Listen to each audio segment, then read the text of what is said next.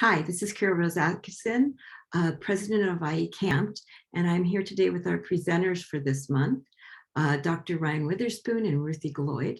The subject matter is going to be, and I've got to read this one, Introduction to BDSM for Therapists Working Effectively with Kinky Clients.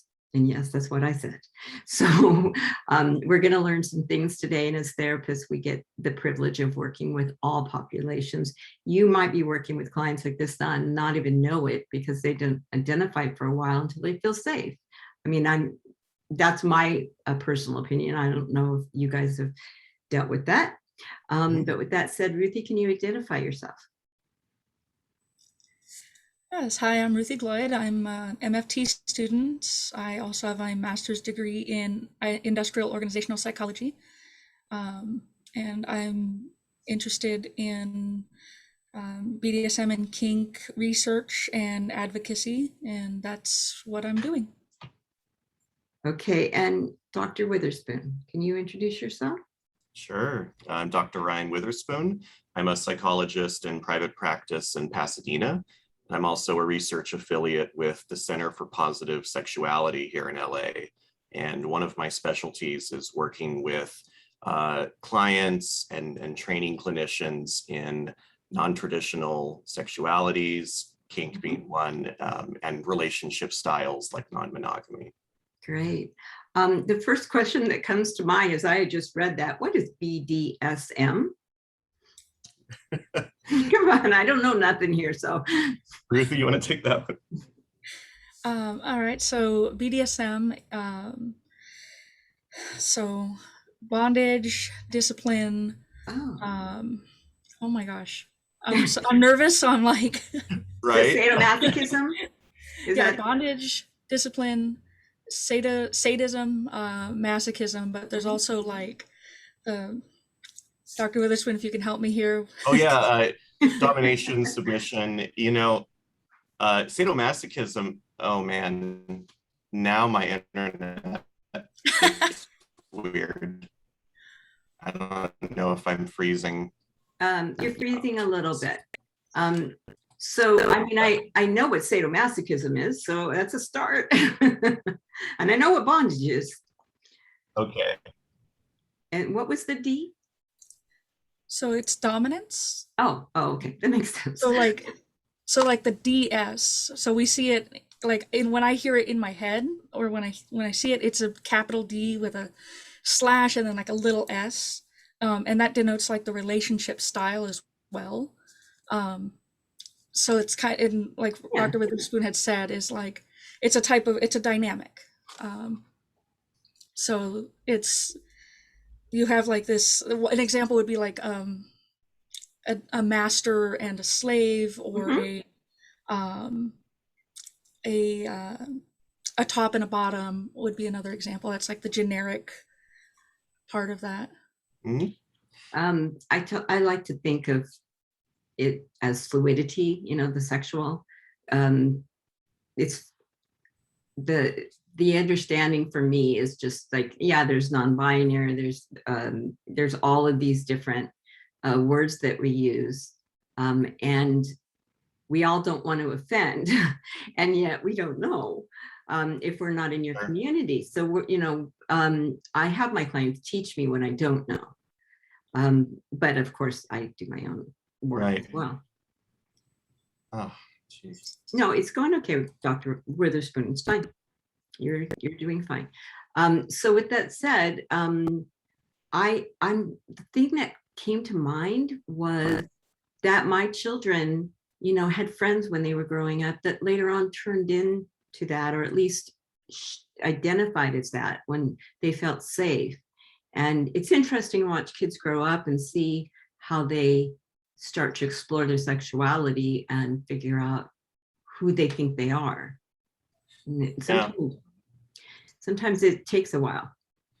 Well, and I think, one of the things about BDSM, kink, which really, for our purposes, they're kind of synonymous, is, and you said, like, you know what sadomasochism is, and that's great. Like, sadomasochism is really probably the same thing we're thinking about. That's kind of more of the maybe older term. Yeah. That's more of like a sort of academic term that got applied to the community, but all the acronyms and whatnot, I think it might make it seem more foreign to people than it actually probably is, because really, and Ruthie, I want to know if you agree, but kink, BDSM, it's sort of elaborations on, in an erotic sense, playing with power and power dynamics. And you mentioned, you know, your kids' friends, and a lot of kinky people talk about, even from childhood, in maybe a non-sexual way, being kind of interested in sort of power. Like if they're playing with other kids, well, they want to be the ones who are, you know, the robbers and cops and robbers, and they're tied up and put in jail, and they kind of like that. And then flash forward 20 years, and they like getting tied up in a kinky sense. There you go. It's yeah, one of the kink educators, a well-known one, Midori, says that kink is childhood play, but with adult toys and sexual privilege. Yeah, that makes perfect sense to me. So how is this presentation going to go? I don't have the information in front of me. Well, I kind of do on my screen. You want to give us what? What information are we going to gain from this? One of the things you had mentioned is that you know, we as therapists, we see clients who are kinky. I think it's like 76% of therapists have reported that a client at one point in their career has mentioned that they're kinky at, you know, in passing, or they've worked with a kinky client, but only like 33% feel competent to even work with those people. Yeah. And of those therapists that feel like they're able to work with them, that there's an even smaller percentage, I think, that feel that that's even a healthy orientation. The other part of that is,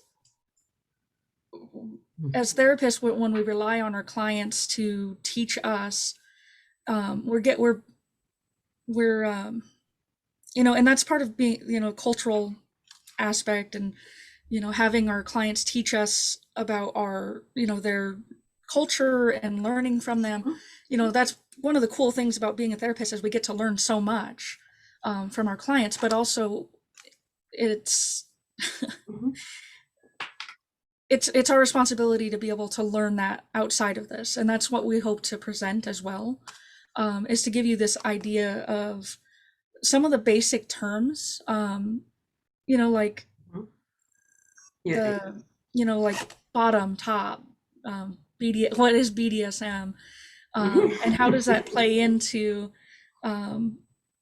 like Dr. Witherspoon's going to bring in the clinical side of that, and what you might see as a therapist. So we're hoping to bring that in. Well, it's really important. I've talked to Dr. Witherspoon before. There's a big swinging population out here. And, you know, I usually know when I say, are you that? Because I just want them to know that I'm not here to judge. Might as well get that up front so that we can work with, you know, knowing all the information. Yeah, absolutely. And like Ruthie said, there's a huge unmet need, because people who are kinky, just like people who are identified as swingers, but especially with kink, I think there is a long history, and still currently, of them being very pathologized by clinicians.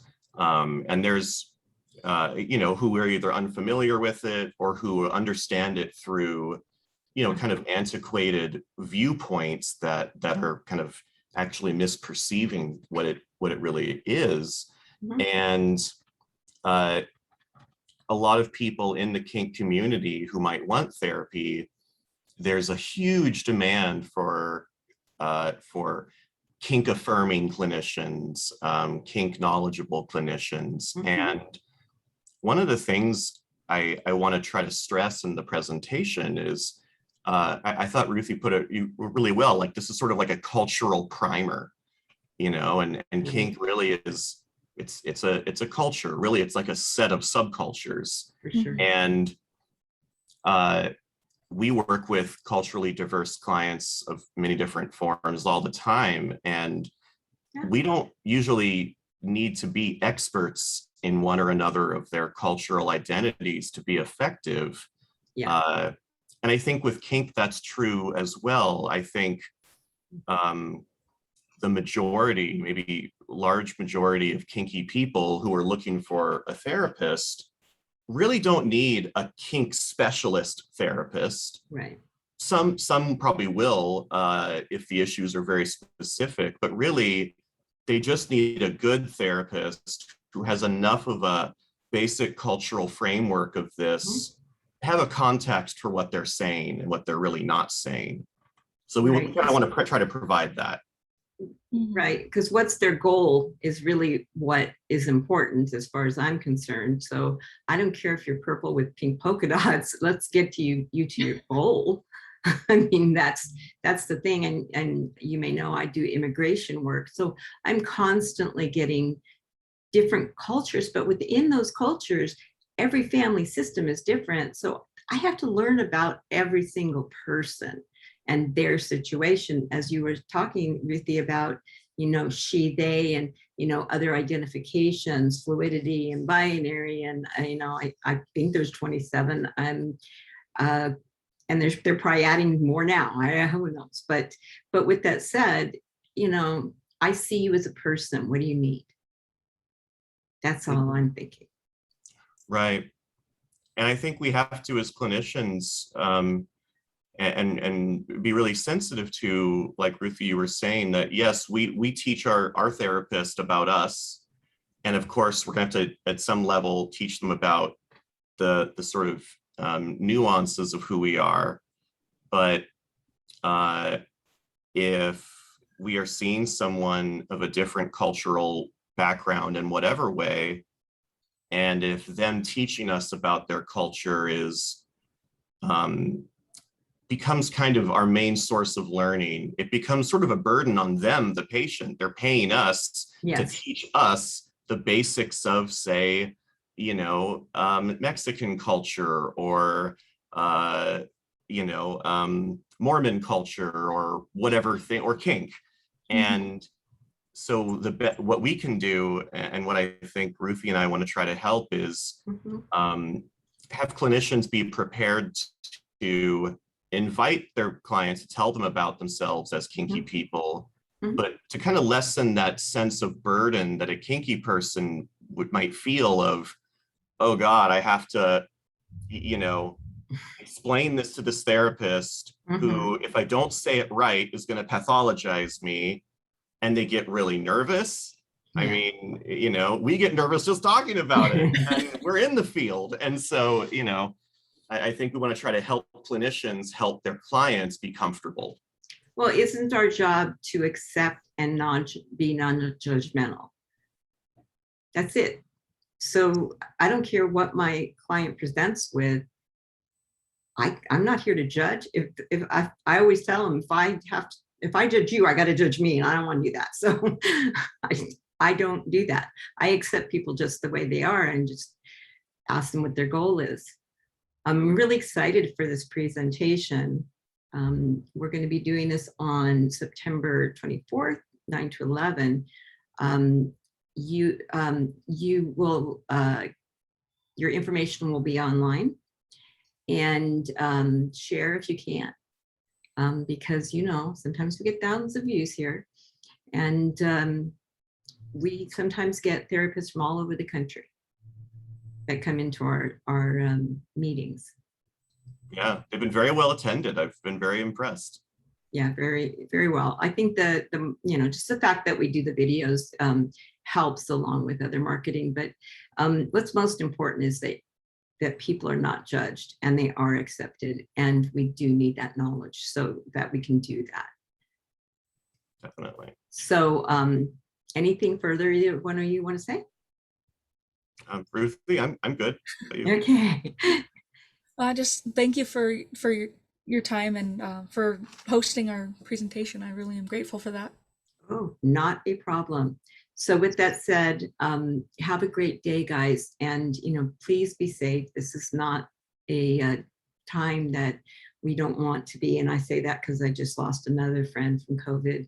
And it's just that is reality too. And, when you're dating, that all comes into play. I don't date during COVID, so I don't know, but I can only imagine, that we've got to be careful with all that too. That said, have a great day, and I will stop recording now.